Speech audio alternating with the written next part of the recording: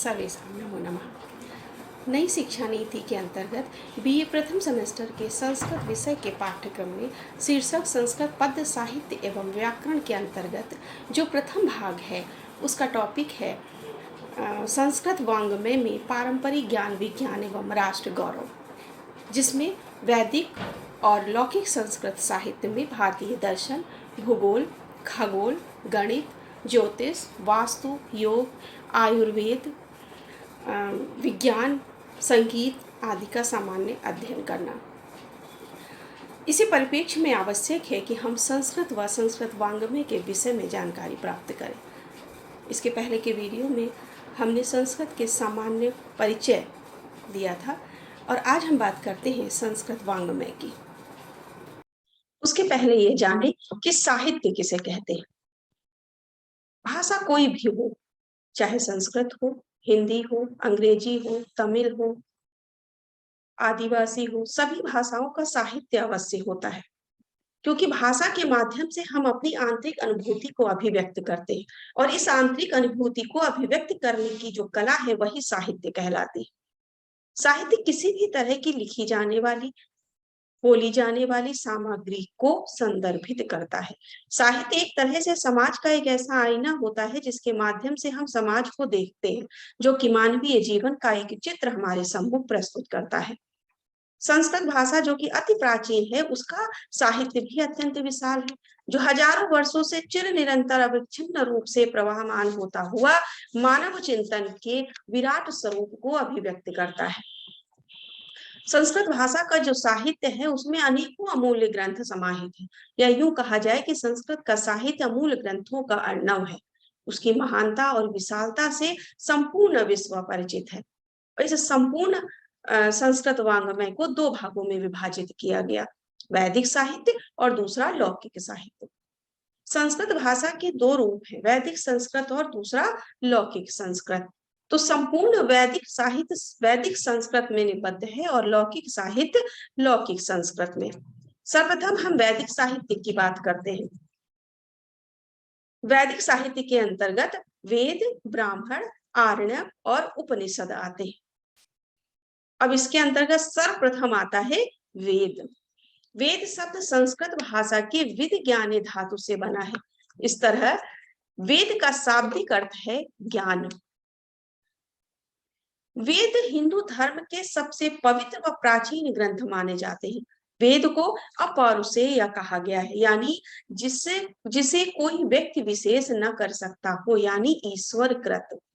तो भारतीय दृष्टिकोण के अनुसार किसी व्यक्ति विशेष ने वेदों की रचना नहीं की, अपितु परमात्मा के अनुग्रह से प्राचीन ऋषियों को ज्ञान प्राप्त हुआ और उन ऋषियों ने वेदों को इतना पवित्र माना कि दीर्घ काल तक उन्होंने इसे लिखित रूप में नहीं लिया, बल्कि अपनी स्मृति में संरक्षित किया और मौखिक शिक्षा के माध्यम से योग्य शिष्यों को इसका ज्ञान प्रदान किया। गुरु के मुख से सुनकर सीखने के कारण वेदों को श्रुति भी कहा गया है। समय के साथ इन श्रुतियों को एकत्रित और संकलित करने की आवश्यकता महसूस होने लगी। तब इस महान कार्य को ऋषि कृष्ण द्वैपायन वेद व्यास ने किया, जो कि विष्णु के अवतार माने जाते हैं। वेद चार हैं, ऋग्वेद, यजुर्वेद, सामवेद और अथर्ववेद।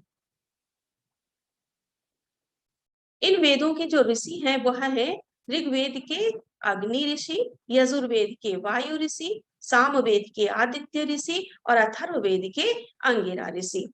अब इन वेदों के जो संकलन करता महर्षि कृष्ण द्वैपायन थे, कृष्ण द्वैपायन जो वेद व्यास थे, उन्होंने अध्ययन की दृष्टि से कठिन समझकर इसको पृथक पृथक संहिताओं में संकलित कर दिया। संहिता यानी मंत्रों का समूह।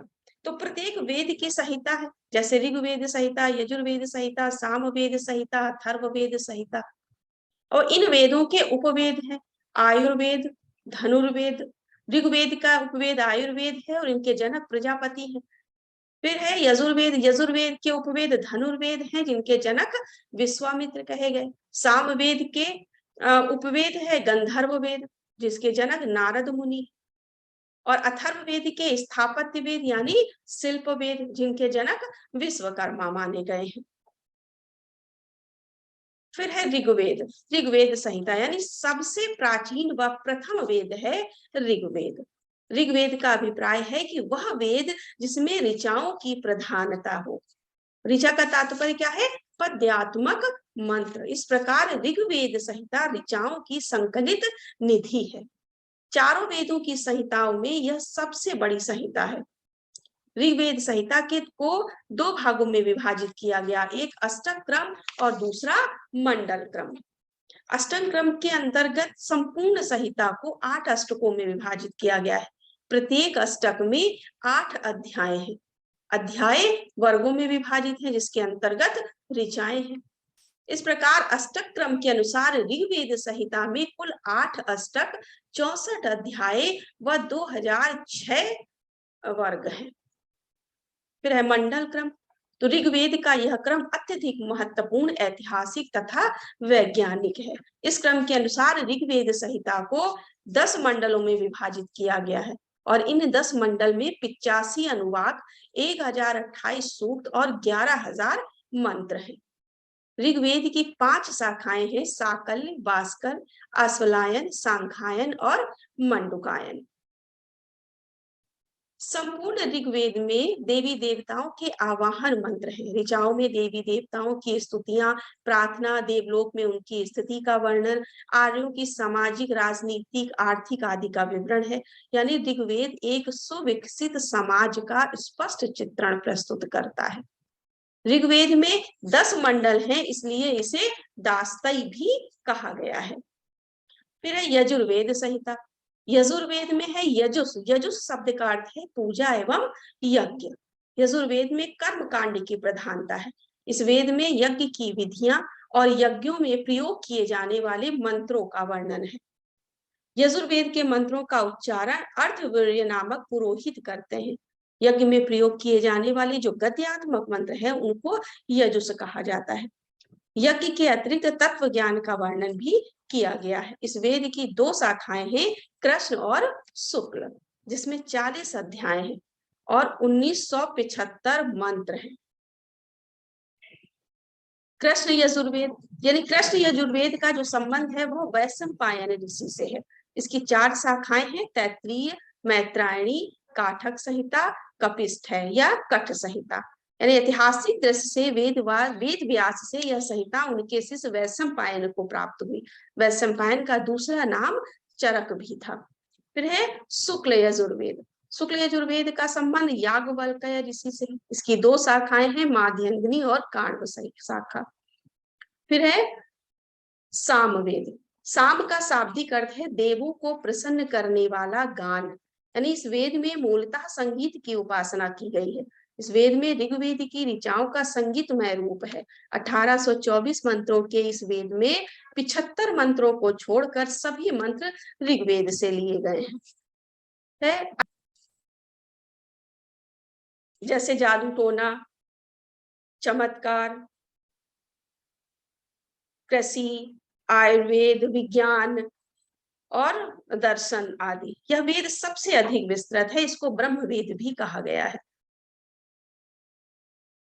इसमें 20 अध्याय हैं और लगभग 5849 मंत्र हैं। इसमें 20 खंड हैं जिनमें भेषज वेद और धातु वेद ये 2 नाम में मिलते हैं।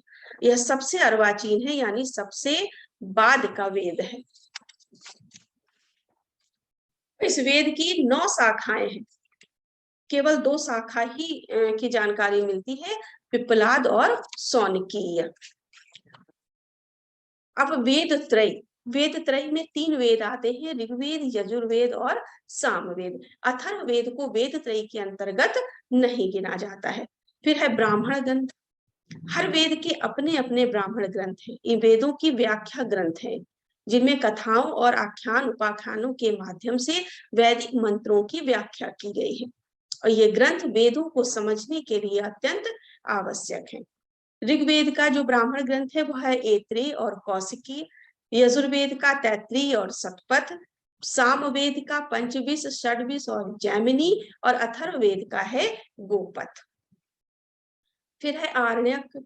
आरण्यक शब्द अरण्य से निष्पन्न होता है। विद्वान इन्हें वानप्रस्थ आश्रम के ग्रंथ मानते हैं।